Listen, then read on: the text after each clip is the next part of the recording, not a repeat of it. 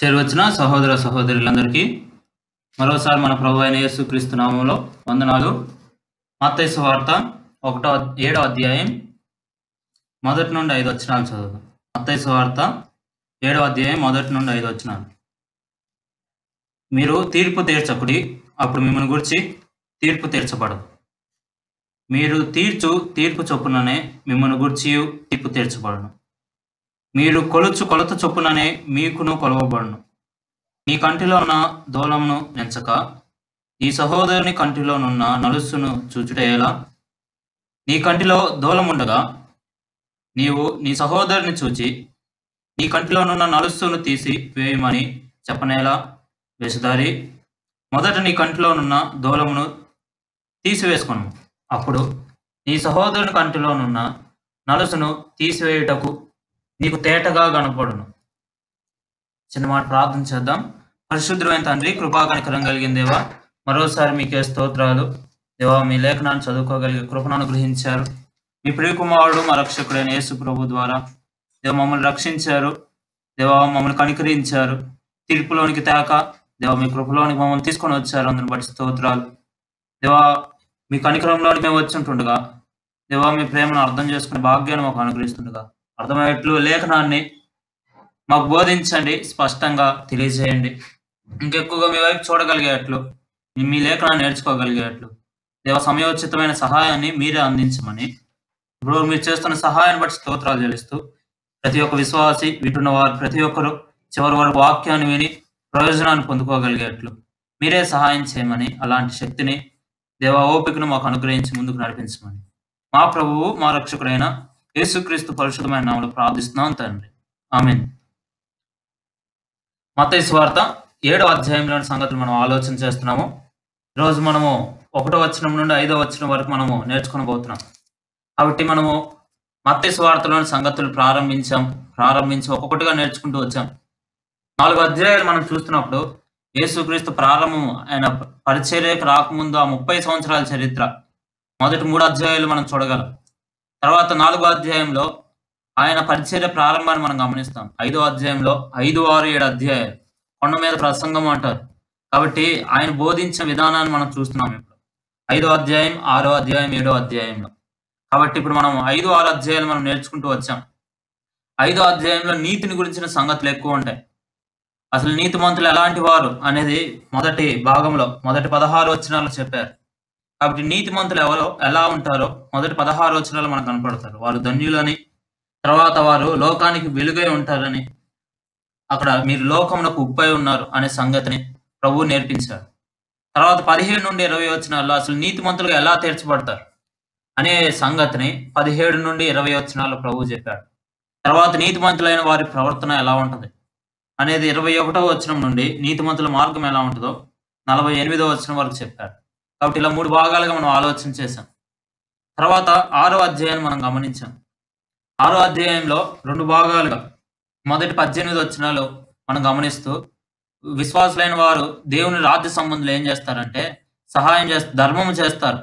చేసినప్పుడు అది ఇతరులకు తెలియాలని చేయరు, కానీ పరలోకమందున్న తండ్రి చూస్తున్నాడు అనే సంగతిని బట్టే వారు చేస్తారు. కాబట్టి ఆ లక్షణాలు వాళ్ళు ఉంటాయి కాబట్టి చేస్తారు. రెండోది ప్రార్థన చేయడం కూడా ఎలా ఉంటుందంటే వేషధారణతో వారి ప్రార్థన ఉండదు, ఇతరులకు కనబడాలని వారి ప్రార్థన ఉండదు. కాబట్టి ఇది రెండవది. మూడవదిగా అక్కడ మనం గమనిస్తున్నాము ఉపవాసం చేయడం, దేవునితో సహవాసం చేయడం కూడా ఎలా ఉంటుందంటే ఇతరులకు కనపడాలని వారు చేయరు. వారు చేసే దీని కొరకు అంటే ప్రభువుతో సహవాసం చేయడానికి. కాబట్టి 3 సంగతులు అక్కడ గమనిస్తున్నాం. తర్వాత 19వ వచనం నుండి 34వ వచనం వరకు మనం గమనిస్తూ వచ్చాం. ధనాన్ని గురించి, చింతన గురించి 2 మాటలు మనం ఆలోచన చేశాం. పరలోకంలో మనం దానం సమకూర్చుకోవాలి అని 19 నుండి 24 వచనాల్లో చెప్తున్నాడు. కాబట్టి ముందుగా 2 భాగాలుగా మరలా ఈ 6వ అధ్యాయం 19వ వచనం నుండి 24వ వచనం వరకు మనం గమనిస్తే అక్కడ రాయబడుతున్న మాట ఏంటంటే మనము ధనం సమకూర్చుకోవాల్సింది పరలోకంలో అనే సంగతిని చెప్తూ 3 మాటలు అక్కడ రాయబడతాయి. ఒకసారి మీరు గమనించండి, మీకు అర్థమవుతుంది. మనం ధనం సమకూర్చుకోవాల్సింది ఒక్క చోటనే మనం ధనం సమకూర్చుకుంటున్నాం. మన ధనం ఒక చోటనే ఉంది. అదేంటంటే భూలోకంలో మన ధనం కాదు. ఆ ధనం అంతా మనం ప్రభువు కొరకు వెచ్చిస్తున్నాము. మనకు ప్రభువుకి ఇవ్వాలి అనే సంగతిని నిన్న మనం చూసాం.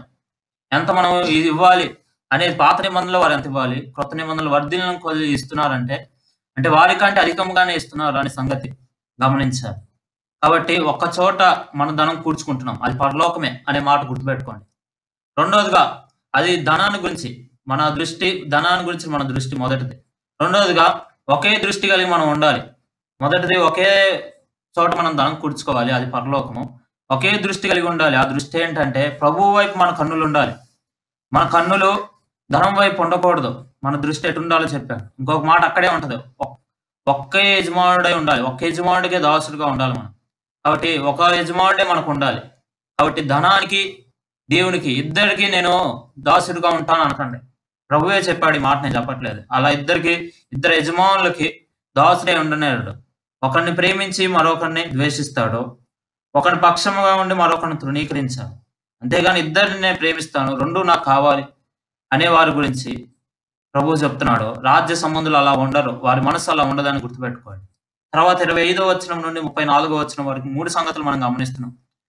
ఇప్పుడు వరకు మనము పై భాగంలో ధనాన్ని గురించి, దృష్టిని గురించి, యజమానుని గురించి మనం 3 మాటలుగా చూస్తే, తర్వాత ఇక్కడ మనము 25వ వచనం నుండి 34వ వచనం వరకు మీరు చూడండి. అక్కడ ఏముంటదంటే చింతలను అధిగమించడం, చింతించేటప్పుడు దాన్ని జయించడం ఎలా, చింత నుండి బయటికి రావడం ఎలా అనేది ప్రభువు చెప్పాడు. 25వ వచనం మీరు చదివితే మీకు అర్థమవుతుంది. ఏమంటున్నాడంటే మన యజమానుని బట్టి మనం ఏం చేయాలంటే చింతపడకూడదు. చింత అనేది అపనమ్మికను బట్టి కలిగేది కాబట్టి మన యజమానుడు ఉన్నాడు కాబట్టి మనం అపనమ్మిక పడక్కర్లేదు. కాబట్టి అపనమ్మిక ఉంచితే చింత కలుగుతుంది. కాబట్టి చింత అనేది అపనమ్మిక వలన వస్తుంది అని గుర్తుపెట్టుకోండి. తర్వాత రెండో మాట గుర్తుపెట్టుకోండి, మన తండ్రి ఉన్నాడు అని 26వ వచనంలో చెప్తున్నాడు. పరలోకమందు మనకు తండ్రి ఉన్నాడు.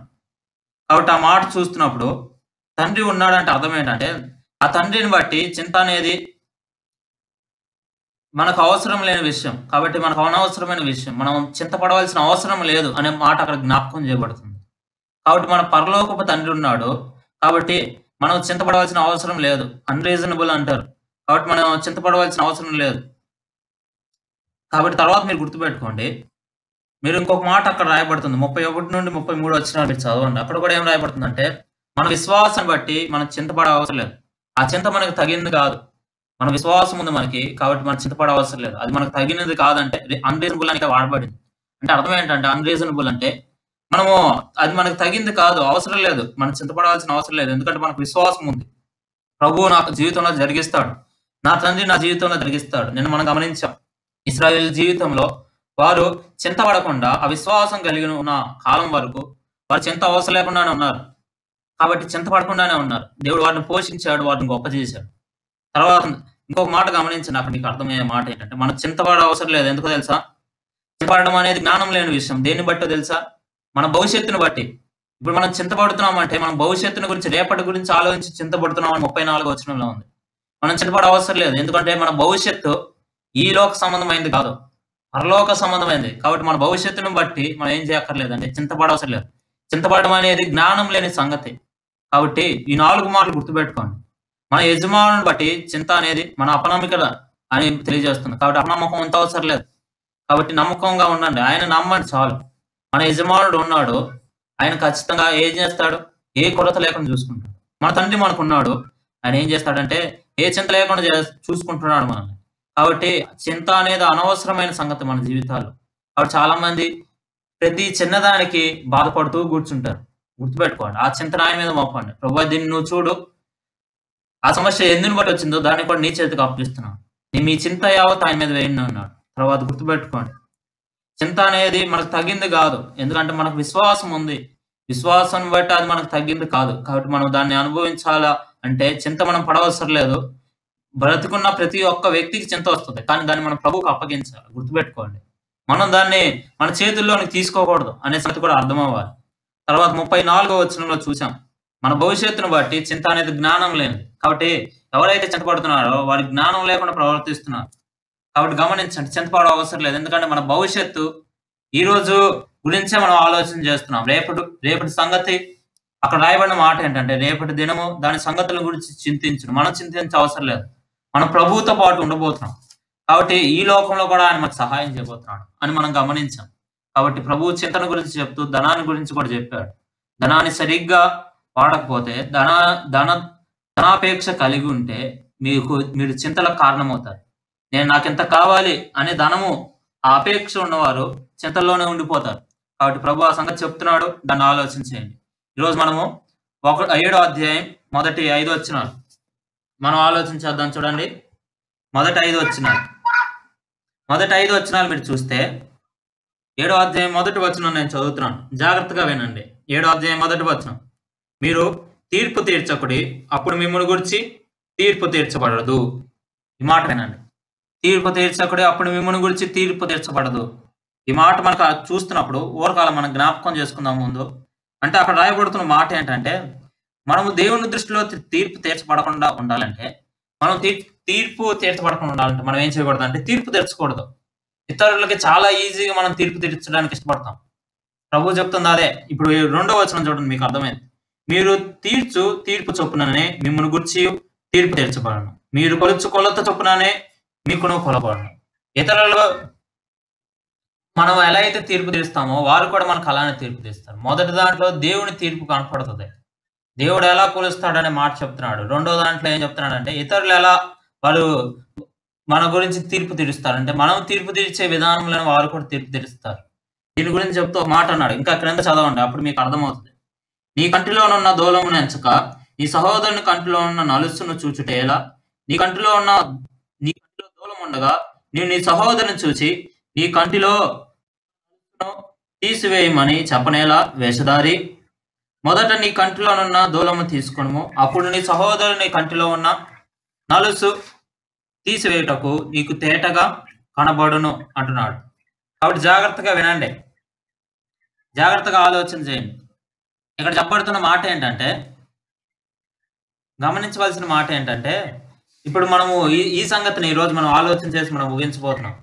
మనం తీర్పు తీర్చకూడదు ఇతరులకి. ఎందుకు తీర్పు తీర్చకూడదు? ఏ మనిషి కూడా మరొక వ్యక్తికి తీర్పు తీర్చకూడదు. ఎందుకు తీర్చకూడదు? 3 కారణాలు నేను చెప్తాను. జాగ్రత్తగా వినండి. చాలా మందికి మనందరికి అవసరమైన సంగతి. చాలా సార్లు చాలా సులువుగా చాలా ఈజీగా ఇతరులకు మనం తీర్పు తీర్చేస్తాం, వారిని ఏదో ఒకటి అనేస్తాం. కాబట్టి గుర్తుపెట్టుకోండి, ప్రభు ఇక్కడ ఏం చెప్తున్నాడో జాగ్రత్తగా వినండి. మనం ఎందుకు ఆ వ్యక్తికి తీర్పు తీర్చకూడదు అంటే, ఒక వ్యక్తిని గురించి పూర్తిగా విషయాలు మనకు తెలియవు. అక్కడ జరిగిన నిజమే ఏంటో పూర్తిగా మనకు తెలియదు. మనకు ఒక కోణంలోనే తెలుసు. అక్కడ ఉన్న సంగతి ఏంటో పూర్తిగా మనకు తెలియదు. కాబట్టి మనం తీర్పు తీర్చకూడదు. ఇంకోటి రెండోది గమనించండి. రెండో కారణం ఏంటో చెప్తాను, జాగ్రత్తగా వినండి. తీర్పు తీర్చే ఏ మనుషుడైనా కానీ అతడు సత్యంగా తీర్పు తీర్చలేడు. ఎందుకంటే అతని దృష్టిలో సత్యం అనిపించవచ్చు, కానీ అతడు పూర్తిగా సత్యంగా తీర్పు తీర్చలేడు. కేవలం దేవుడు మాత్రమే సత్యమైన తీర్పు ఇవ్వగలడు. కాబట్టి గుర్తుపెట్టుకోండి, మీరు దేవుళ్ళు కాదు మీరు తీర్పు తీర్చడానికి. రెండోది, మీకు అంతా తెలియదు కాబట్టి మనం తీర్పు తీర్చకూడదు. కాబట్టి నాకు అంతా తెలియదు కాబట్టి నేను ఇతరులకి తీర్పు తీర్చకూడదు. నేను అంతా ఎరిగిన వాడిని కాదు, నేను సత్యమైన తీర్పు ఇచ్చేవాడిని కాదు కాబట్టి ఇతరులకు తీర్పు తీర్చకూడదు. మూడవదిగా గమనించండి, మూడవ సంగతి మనకు అవసరం. ఈ 2 సంగతులు మీకు అర్థం కాకపోయినా మూడవ సంగతి ప్రభువు చెప్పాడు. ఇక్కడ ఏమని చెప్పాడు? 7వ అధ్యాయం 1వ వచనం. మీరు తీర్పు తీర్చకుడి, అప్పుడు మిమ్మల్ని గురించి తీర్పు తీర్చబడదు అంటున్నాడు. కాబట్టి గమనించాలి, మీరు తీర్పు తీర్చకుడు అని ప్రభువే చెప్తున్నాడు. యేసుక్రీస్తే చెప్పాడు. కాబట్టి మనం తీర్పు తీర్చకూడదు. కాబట్టి మనం తీర్పు తీర్చకుండా ఉండడానికి 3 కారణాలు ఏంటంటే, మనము ఆ తీర్పు తీర్చే వ్యక్తిని గురించి పూర్తిగా ఎరిగిన వారం కాదు. సర్వజ్ఞానం మనకు లేదు. ఆ వ్యక్తిని గురించి పూర్తిగా మనకు తెలియదు. కాబట్టి మనం తీర్పు తీర్చకూడదు. కాబట్టి గుర్తుపెట్టుకోండి. రెండవదిగా, మనం తీర్పు తీర్చే విధానంలో మన తీర్పు సత్యమైందో కాదో కూడా మనకు సరిగ్గా తెలియదు, సరిగా అర్థం కాదు కూడా. ఎందుకంటే ఏ మనుషుడు కూడా సత్యమైన తీర్పు తీర్చలేడు భూలోకంలో. కాబట్టి గుర్తుపెట్టుకోండి. కాబట్టి మనం తీర్పు తీర్చకూడదు. మూడవదిగా గమనించండి, యేసు ప్రభువే చెప్పాడు తీర్పు తీర్చొద్దని. కాబట్టి ఈ మాటతో కొట్టేయండి. మనం తీర్పు తీర్చాలా తీర్పు తీర్చకూడదా అంటే, తీర్పు తీర్చకూడదు ఎవరికి అనే మాట ప్రభువు చెప్తున్నాడు. కాబట్టి ఈ మాటను గుర్తుపెట్టుకోండి, మనం ఎవరికి కూడా తీర్పు తీర్చకూడదు. సరే, మనం ఇక్కడ ఈ మాటను గమనిస్తూ ఇప్పుడు వచనాన్ని చదువుకుందాం. చూడండి, 2వ వచనం చదువుతున్నాం. మీరు తీర్పు చొప్పుననే మిమ్మల్ని గురించి తీర్పు తీర్చబడును, మీరు కొలత చొప్పుననే మీకును కొలవబడును. కాబట్టి మనం వారిని గురించి ఆలోచన చేయాలి. ఒకసారి జాగ్రత్తగా వింటే, మనం వారికి తీర్పు తీర్చాలని కాదు మనం చేయాల్సింది. మనం వారి గురించి ఆలోచన చేయాలి. వారు తప్పు చేశారు, ఆ తప్పు చేసిన వారిని మనం సరి చేయడానికి ప్రయత్నం చేయాలి.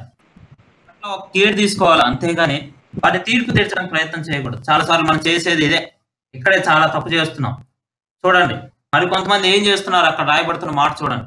ఒకవేళ నువ్వు అలా తీర్పు తీరిస్తే ఏమవుతుంది అక్కడే చెప్పాడు చూడండి. మీరు తీర్పు తీర్చు చొప్పుననే మిమ్మును గురించి తీర్పు తీర్చబడను. కాబట్టి మీరు తీర్చు తీర్పు చొప్పుననే మిమ్మును గురించి కూడా తీర్పు తీర్చబడుతుంది.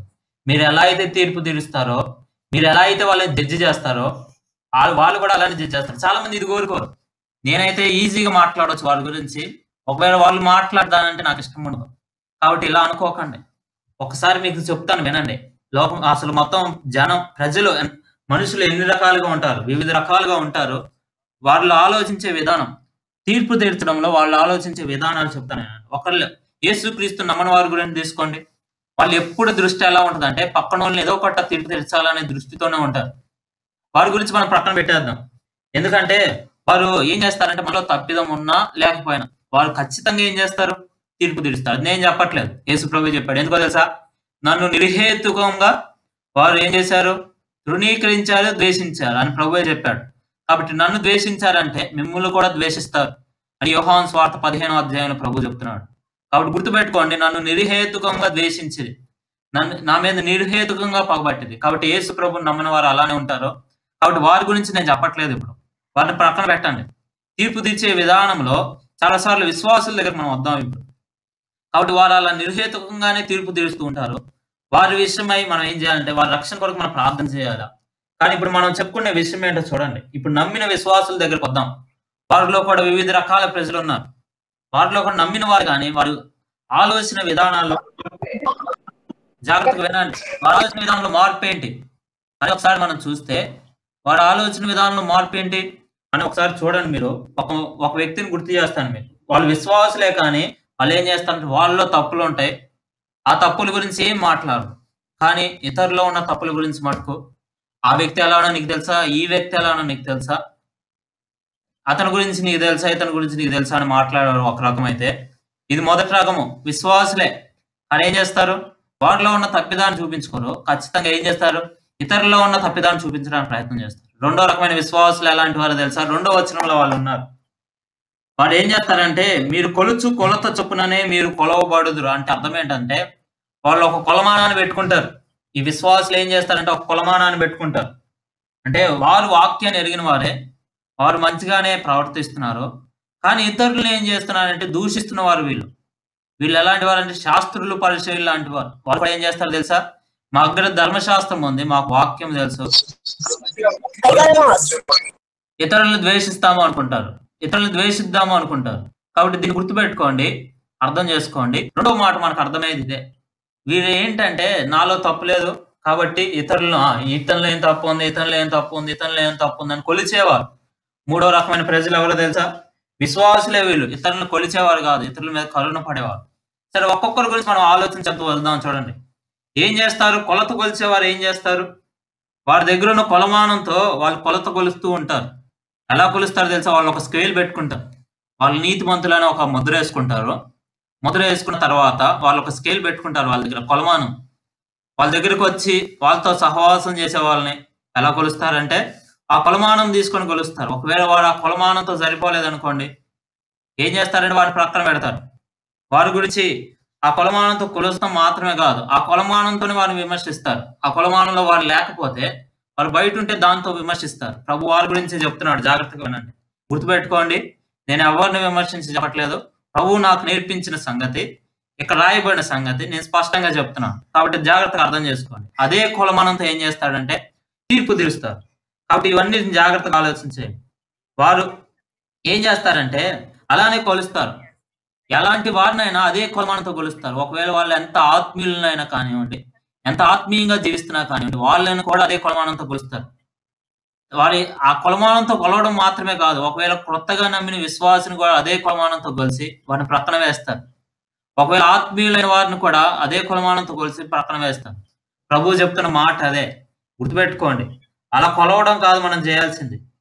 ప్రభు చెప్తున్న మాట ఏంటంటే మీరు ఏ కొలతతో కొలుస్తున్నారో అదే కొలతతో మీరు కొలవబడతారని ప్రభు చెప్తున్నాడు. దీన్ని బట్టి మనం ఏం చేయాలంటే ఇతరులను కొలిచేవారుగా కాదు మనం ఉండాల్సింది.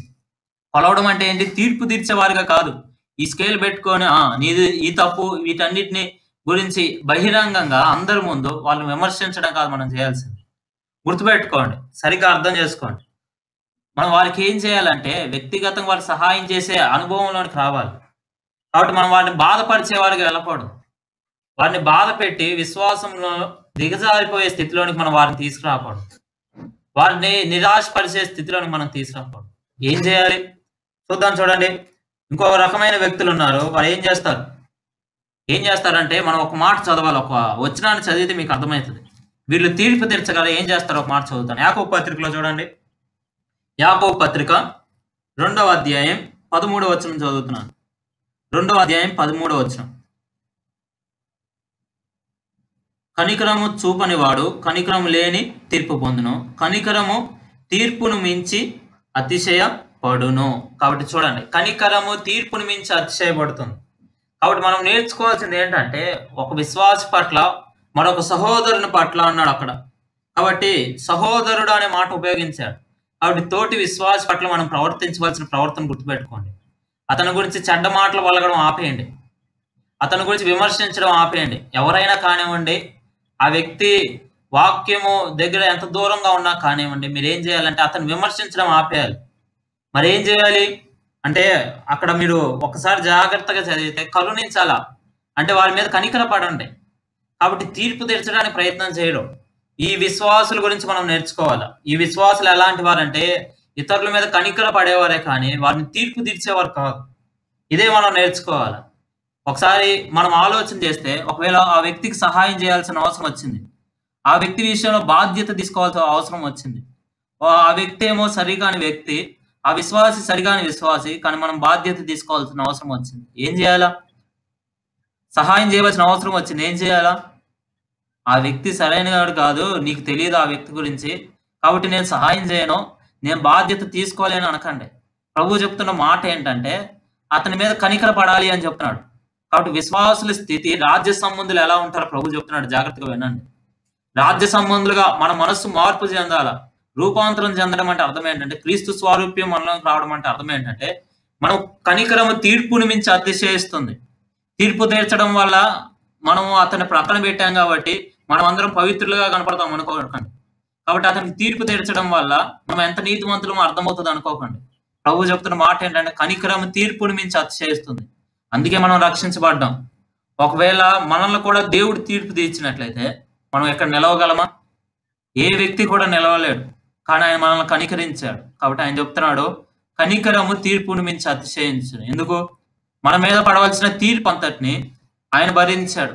సిలువలో ఆయన తీర్పు అంతటిని భరించాడు కాబట్టి, చేతులను చాపి ఆ తీర్పును భరించాడు కాబట్టి ఏమైంది? భరించాడు కాబట్టి ఆ తీర్పు అంతా యేసు ప్రభు మీద పడింది కాబట్టి మనం కనికరించబడ్డాం. కాబట్టి దీన్ని గమనించండి, ఆలోచించండి. కాబట్టి మనము ఇంతగా కనికరించబడడానికి, మనం తీర్పు తీర్చబడకపోవడానికి కారణం యేసుక్రీస్తు. మన మీద శిక్షా విధి రాకపోవడానికి కారణం యేసుక్రీస్తు. ఆయనే మనల్ని కరుణించాడు, ఆయనే మన మీద జాలి చూపించాడు. కాబట్టి మనం కూడా నేర్చుకోవాల్సింది ఏంటి? ఇతరులను కనికరించాలి కానీ మన వారికి తీర్పు తీర్చేవారుగా ఉండకూడదు. కాబట్టి దీన్ని నేర్చుకున్నాము. ప్రభు చెప్తున్న మాట అదే. ఇక్కడ మనకు నేర్పిస్తున్న మాట అదే. ఏం చేస్తున్నాడు చూడండి. 3-4 వచనాల్లో ఆ మాటను చదువుదాం. కాబట్టి మనం ఎప్పుడైనా సహాయం చేసేటప్పుడు మన దృష్టి ఎలా ఉండాలంటే, ఆ వ్యక్తి సహాయం కోరి ఉన్నవాడైతే ఖచ్చితంగా సహాయం చేయాలి. అంతేగాని అతడు ఇట్లాంటి వాడు, అతడు ఇలాంటి వాడు, అతడు అవిశ్వాసి, అతడు విశ్వాసి కాదు, లేకపోతే అతడు వాక్యం ఎరిగిన వాడు కాదు, లేకపోతే ఇలా చెప్పగాకండి. ప్రభు చెప్తున్న మాట ఏంటంటే, మనము అలా అతనికి సహాయం చేసేటప్పుడు, సహాయం చేయడం అంటే అతన్ని విశ్వాసంలో ప్రోత్సహించేటప్పుడు కానీ, ప్రతి ఒక్క విషయంలో మనం ఏం చేయాలంటే, మనం ఎలా ఉండి అతను ప్రోత్సహించాలంటే, కను దృష్టి గుడ్డివారిగా ఉండి అతను ప్రోత్సహించాలి. అంటే అర్థం ఏంటి? అతను నన్ను గాయపరిచినా కానీ, ఆ గాయం నాకు తెలుస్తున్నా కానీ, ఆ గాయము నాకు చేయలేదు అనే దృష్టితో అతను కనికరించాలి. అది క్రీస్తు ప్రేమను చూపించడం అంటే. తర్వాత మనం 7వ వచనం నుండి 12వ వచనంలో ఆ ప్రేమను గురించి మనం గమనిస్తాము. ఇతరులను ప్రేమించడం అనే సంగతిని గమనిస్తాం. అక్కడ చెప్పుకుంటాం. కానీ గుర్తుపెట్టుకోండి, అలా మనం సహాయం చేయడం నేర్చుకోవాలి. దీనికి ఉదాహరణ మీకు చెప్పాలంటే ఒక దగ్గర కనపడుతుంది. మనం ఇతరులను ఎలా దీవించాలంటే, మనము ఆ వ్యక్తి ఎంత మోసగాడో అన్న దాన్ని బట్టి మనం చూడకుండా అతన్ని మనం దీవించాలంటే ఖచ్చితంగా మనం గుడ్డివారుగా ఉండాల్సిందే. అంటే అర్థం ఏంటి? ఒకవేళ అతని కంటిలో దూలం ఉన్నా కానీ మనము అతని గురించి ఎలా మాట్లాడాలంటే, అతని కంట్లో దూలం ఉంది. అట్లా దేనికి ఇంకా పనికొచ్చేవాడు కాదని మాట్లాడకూడదు. మనం ఏం చేయాలంటే, అతని మీద కనికరపడి, ఆ విశ్వాసిని మరలా ప్రభువు యొద్దకు నడిపించడానికి అతనికి సహాయం చేస్తూ, అతని దృష్టిలో దూలము కాదు ఉంది, నలుసే ఉంది. ఖచ్చితంగా ప్రభువు ఆ నలుసుని తీసేట్లు సహాయం చేస్తాడు అని చెప్పి మనం మాట్లాడాలి. చాలా సార్లు మనం విశ్వాసులుగా మనం చేస్తున్న పని ఏంటంటే, ఇతరుల మీద చెడ్డ మాటలు వదులుతున్నాము. ఇతరుల గురించి ఇష్టం వచ్చినట్లు మాట్లాడుతున్నాము. కానీ ఇతరుల గురించి తీర్పు తీర్చడానికి ఇష్టపడుతున్నాం. ప్రభువు చెప్తున్న మాట ఇక్కడ అర్థం చేసుకోండి. చూడండి, ఇప్పుడు 3వ వచనం చదువుతున్నాం. నీ కంటిలోనున్న దూలమును ఎంచక, నీ సహోదరుని కంటిలోనున్న నలుసును చూచుటేలా? నీ కంటిలో దూలముండగా నీవు నీ సహోదరుని చూచి నీ కంటిలో నున్న నలుసు తీసివేయమని చెప్పనేలా అంటున్నాడు. కాబట్టి మన దృష్టి ఎలా ఉండాలంటే, గుర్తుపెట్టుకోండి, మన దృష్టి మన ఆలోచనలో ఇలా ఉండకూడదు. కాబట్టి మనలో తప్పు పెట్టుకొని ఇతరులు మనము అనకూడదు. కాబట్టి ఈ మాటలు గుర్తుపెట్టుకోండి. చాలా సార్లు ఇదే జరుగుతుంది. గుర్తుపెట్టుకోండి, ఎవరు భూలోకంలో పరిపూర్ణులు కాలేదు, మనకు తెలుసు ఆ విషయం. కాబట్టి మనం ఏం చేయాలంటే, క్రీస్తు స్వారూప్యంలోనికి పరిపూర్ణతలోనికి మార్చబడుతున్న మనము ఒకరినొకరు సహించుకోవాలి. దాన్ని బట్టే క్రీస్తు ప్రేమను వారిలో చూపించగలుగుతాం. కాబట్టి ప్రేమను బట్టి వారిని కూడా యేసు ప్రభు దగ్గరికి నడిపించగలుగుతాం. కాబట్టి మనం ఎలా ఉండాలంటే, గుడ్డివారిగా ఉండి వారిని ఆశీర్వదించాలి, వారి మీద కనికరపడాలి. దీనికి ఒకే ఒక ఉదాహరణ మనం చెప్పాలంటే, అతను నీకెంత ద్రోహం చేశాడు తెలుసా, అయినా నువ్వు అతను కనికరిస్తావా అంటే ఏం చెప్పాలా? కనికరిస్తాను. అతను నేను ఎంత విమర్శించాడో తెలుసా అంటే మనం ఏం చెప్పాలా? రాజ్య సంబంధులు ఏం చెప్తారు?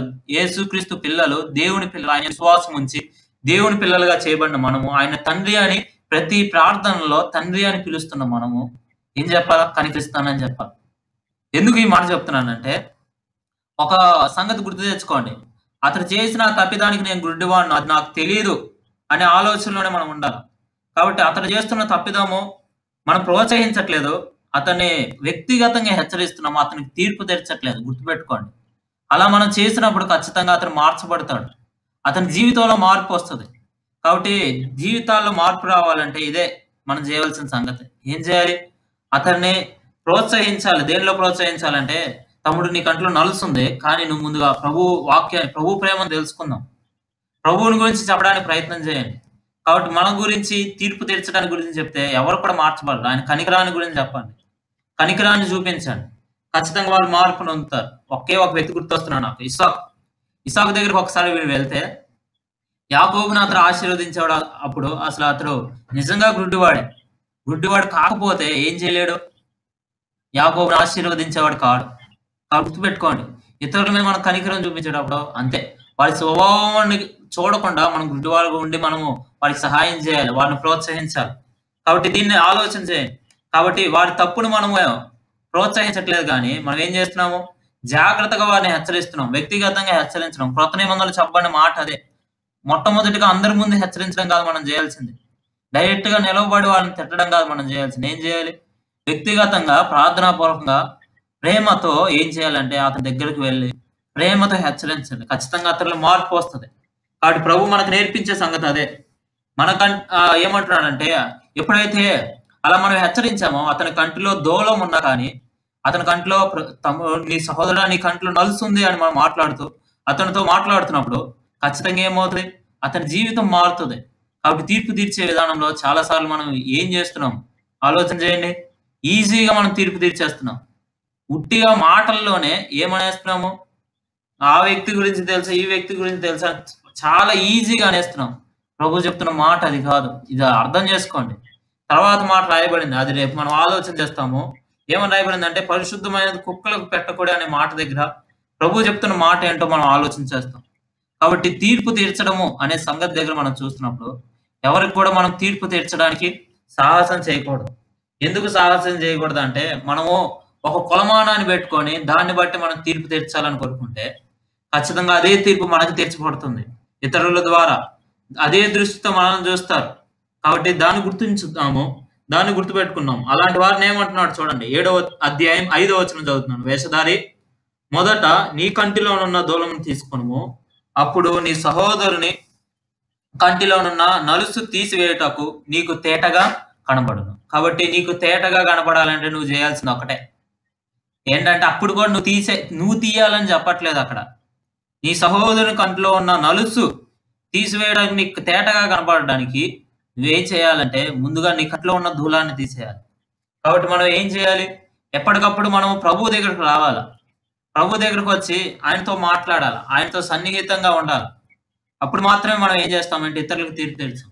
కానీ చాలా సార్లు మనం కూర్చుంటే ఏమవుతుందంటే ఇతరులను తీర్పు తీర్చడమే సరిపోతుంది. కాబట్టి ఈ మాట నేను చెప్పట్లేదు, ప్రభువే ఇక్కడ మనకి తెలియజేస్తున్నాడు. కాబట్టి ఇప్పుడు 12వ వచనం నేను చదువుతున్నాను. ఆ మాట చదివితే మీకు అర్థమవుతుంది. ప్రభువు దీనికి కంక్లూజన్ ఇచ్చాడు, అది మనం చూస్తాము తర్వాత. 12వ వచనం, కావున మనుషులు మీకేమి చేయవాలని మీరు కోరుదురో అలాగుననే మీరును వారికి చేయుడి. ఇది ధర్మశాస్త్రమును ప్రవక్తలను ఉపదేశమునై ఉన్నది. కాబట్టి గుర్తుపెట్టుకోండి, మనుషులు మిమ్మల్ని కనపరచాలని కోరుకుంటున్నారా? మీరు సహోదరులు కనపరచండి, వారు కూడా మిమ్మల్ని కనపరుస్తారు. ఒకవేళ వారి చేత తీర్పు తీర్చబడాలని కోరుకునే వారు ఏం చేస్తారు? తీర్పు తీరుస్తారు. వారిని విమర్శిస్తున్నారు. కాబట్టి వీటిని గురించి ఆలోచన చేయండి. కాబట్టి అలా విమర్శించడం మంచిది కాదు. దాన్ని బట్టి ఏమవుతుందంటే తెలియకుండానే వారి గురించి, సహోదరుల గురించి చెడ్డ మాటలు వదలడాన్ని బట్టి వారు ఏమవుతున్నారు? ప్రేమను కోల్పోతున్నారు. యోహాను 2వ పత్రికలో ఒక మాట నేను చదువుతాను. ఏమవుతుందంటే ప్రేమ లేని వారికి ఉండే లక్షణాలు చెప్తూ యోహాను 2వ పత్రికలో ఒక మాట చెప్పాడు. ఏమని చెప్పాడు? చదువుతాను చూడండి. 3వ పత్రిక, యోహాను 3వ పత్రిక ఏమని రాయబడింది? 10వ వచనం చూడండి. వాడు మమ్మల్ని గురించి చెడ్డ మాటలు వదలుచు అది చాలనట్లుగా సహోదరులను తానే చేర్చుకొనక వారిని చేర్చుకొన మనసు గలవారిని కూడా ఆటంకపరచు సంఘంలో నుండి వారిని వెలివేయుచున్నాడు. కాబట్టి జాగ్రత్తగా వినండి. అతడు చేర్చుకోవట్లేదు, ఇతరులను చేర్చుకునే మనసుని తీసివేస్తున్నాడు. కాబట్టి అతడు సహోదరుల గురించి చెడ్డ మాటలు వదులుతున్నాడు. కాబట్టి మనం కూర్చున్నప్పుడు ఏం మాట్లాడుకోకూడదు? వ్యర్థమైన మాటలు మాట్లాడకండి, వ్యర్థమైన తలంపులతో నింపబడకండి. అక్కడ అందుకే ఏం చెప్పబడిందంటే చెడ్డ వాటిని మాట్లాడొద్దు.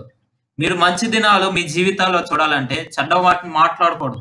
ఇది నేను చెప్తున్న మాట కాదు, మీ అందరికి తెలిసిన వచనమే.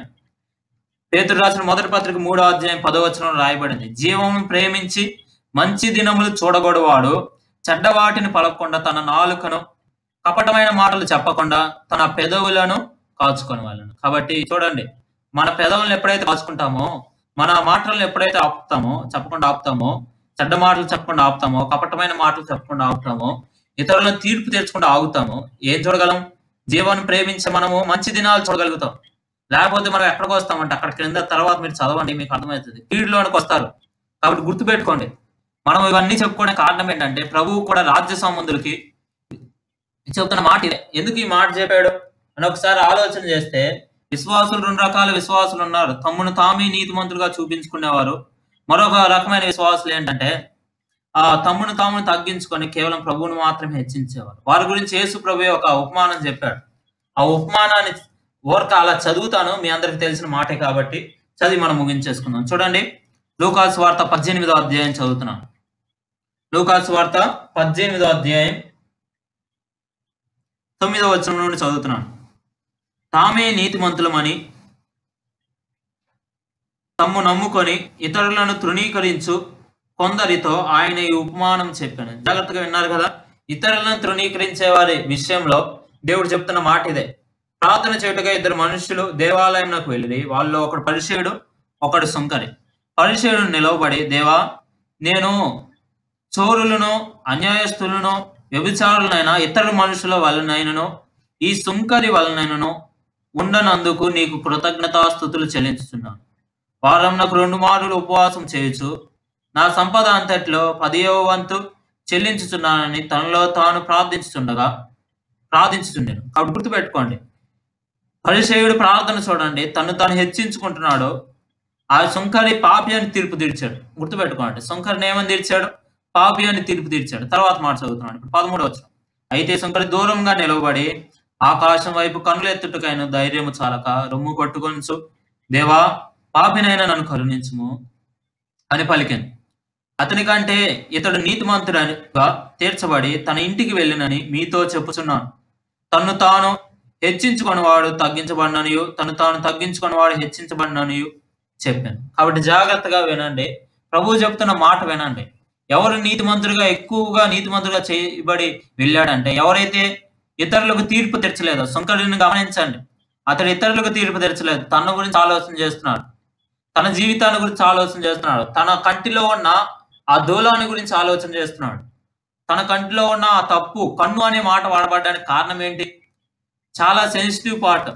కాబట్టి కంటిలో ఉన్న నలుసుని తీయడమైనా, కంటిలో ఉన్న దూలాన్ని తీయడమైనా మనం ప్రయత్నం చేసేటప్పుడు చాలా జాగ్రత్తగా తీయాలి. కాబట్టి నలుసుని తీసేటప్పుడు కూడా ఏదో చిన్న చిన్న కొన్నిసార్లు కొంతమందికి ఆపరేషన్ చేయాల్సి వస్తుంది. కొన్ని చిన్న రేకులు నలుసు లాంటి ఇనుము పడినా కానీ దానికి కూడా డాక్టర్లు చాలా జాగ్రత్తగా తీస్తారు.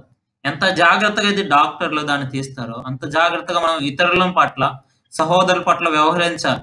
వారితో అలా మనం మసులుకోవాలి. అంత జాగ్రత్తగా వారిని ఆ తప్పిదం నుండి బయటకు తీసుకొని వస్తూ వారితో మాట్లాడాలి. వారికి వాక్యాన్ని వారితో పంచుకోవాలి. అందుకే దుష్టుల ఆలోచన చొప్పున నడవక, పాపుల మార్గం నిలవక, అపహాసకులు కూర్చున్న చోట కూర్చున్నక అనే మాట అదే. మనం ఆ మాటల దగ్గర ఉండొద్దు. వారి ఆలోచనల ప్రకారం మనం నడవద్దు. వారు తీర్పు తీరుస్తారు లోకంలో ఉన్నవారు, మనం తీర్పు తీర్చకూడదు. అదే ఆ దుష్టుల ఆలోచన చొప్పున నడవకంటే, పాపుల మార్గంలో నిలవకంటే, వారు నిలిచే మార్గం ఏంటంటే మన కంటిలో దూలం ఉండే ప్రదేశంలో వీళ్ళు ఉంటారు కానీ ఇతరులకు నలుసులు తీయడానికి ప్రయత్నం చేస్తారు. తర్వాత అపహాసకులు కూర్చున్న చోట కూర్చున్నకే ఏం చేస్తారు? అపహసిస్తూ కూర్చుంటారు. ఇంకా అపహాస్యమే వారికి అయిపోతుంది. జీవితం అంతా అపహాస్యం చేయడమే, వాక్యాన్ని చదివే దృష్టే పోతుంది. కాబట్టి తీర్పు తీర్చేవాడు ఏం చేయలేడంటే వాక్యాన్ని చదవలేడు, విశ్వాసమందు ఉండలేడు, ఇతరులను కనికరించలేడు. కానీ కనికరము తీర్పుని మించి అతిశయిస్తుంది. కాబట్టి తాను నమ్మిన వాక్యాన్ని అది మాత్రమే కూర్చుకొని ఆ కొలతతోనే అందరినీ కొలవడం ప్రారంభిస్తారు. కాబట్టి గుర్తుపెట్టుకోండి, మనం కొలవాల్సింది అందరినీ కాదు. ప్రభువు చెప్తున్నాడు. ఏం చెప్పాడు? ఒకే మాట చెప్పాడు. ముందుగా మన కంట్లో ఏదైతే ఉందో దాన్ని తీసివేసుకోవాలి. ఎలా తీసివేసుకోగలము? ఒకటే, ప్రభు దగ్గరికి మనం ఏ రోజుకి ఆ రోజు రావాలి. అదే చెప్పాడు. వాక్యము చేత ఉదక స్నానం అంటున్నాడు. ఉదక స్నానం అంటే ఎప్పటికప్పుడు మనల్ని పవిత్రపరచుకోవడం. ఎప్పటికప్పుడు వాక్యం దగ్గరికి మనం వచ్చినప్పుడు, వాక్యాన్ని వింటున్నప్పుడు ప్రభు మనతో మాట్లాడతాడు. దానిని బట్టి ఇతరుల గురించి మనం చెడ్డ మాటలు మాట్లాడం. మన జీవితాల్లో, మన కుటుంబాల్లో మంచి దినాలు చూడాలంటే ఇతరుల గురించి చెడ్డ మాటలు అనవసరం. ఇతరుల గురించి తీర్పు తీర్చడం అనవసరం. సుంకరి వాళ్ళే మనం ఏం చేయాలంటే ఇతరులకు తీర్పు తీర్చుకుని ఉండాలి. కానీ పరిసేయుడు సుంకరికి తీర్పు తీర్చాడు. కాబట్టి అతని కంటే సుంకరే ఏమయ్యాడు? పరిసేయుడి కంటే నీతిమంతుడిగా తీర్చబడి ఇంటికి వెళ్ళాడు. అంటే అర్థం ఏంటి? చాలా సార్లు విశ్వాస జీవితంలో విశ్వాసులైన వారు అభివృద్ధి పొందకపోవడానికి కారణము ఇతరులకు తీర్పు తీర్చడమే. ఇది గుర్తుపెట్టుకోండి. మనం 2 మాటలు నేర్చుకున్నాం. నిన్న చింతన గురించి నేర్చుకున్నాం. చింతకు కారణము ధనం అయితే తీర్పుకు కారణము మన నోటి మాటే. కాబట్టి గుర్తుపెట్టుకోండి, మన విశ్వాసంలో ఎదగకపోవడానికి కారణము మన నోటి మాట తీర్పు తీర్చడమే. కాబట్టి మన దృష్టి ఎలా ఉండాలంటే ప్రభువు మీద ఉండాలా. మనం ఇతరులను సరిచేసేవారుగా జాగ్రత్తగా, చాలా జాగ్రత్తగా సరిచేసేవారుగా ఉండాలి. అంతేగాని ఇతరులను నిరాశపరుస్తూ వారిని కృంగదీస్తూ మనం బ్రతకూడదు. కాబట్టి ఈ మాటను గమనిస్తున్న మనము రాజ్య సంబంధులుగా ఉన్న మనము, దేవుని పిల్లలుగా ఉన్న మనము, తండ్రి అని ఆయన పిలుస్తున్న మనము ఏం చేయాలి? తీర్పు తీర్చకూడదు. ఏం చేయాలి? వారిని కనికరించాలి. వారి మీద కనికరపడి వారిని ప్రభువులోనికి నడిపించడానికి, సరైన త్రోవలోనికి నడిపించడానికి మనం కష్టపడాలి. అలాగ మనం ముందుకు సాగినట్లు దేవుడు మనందరికీ తన కృపను అనుగ్రహించును గాక. ఆమేన్.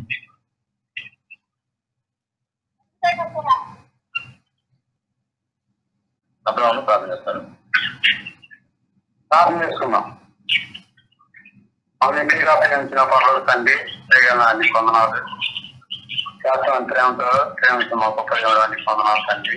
కావాల్సిన కావాల్సిన ఇప్పుడు నీ మాటలు అందించే కృప ఆయన ఎల్లప్పుడు నేను కన్నంలో ఉండేవారుగా తండ్రి నాయన నీ కంట్లో నడుచుననే మాకు జ్ఞాపకం చేసుకుంటుంది పొందనాలు తండ్రి.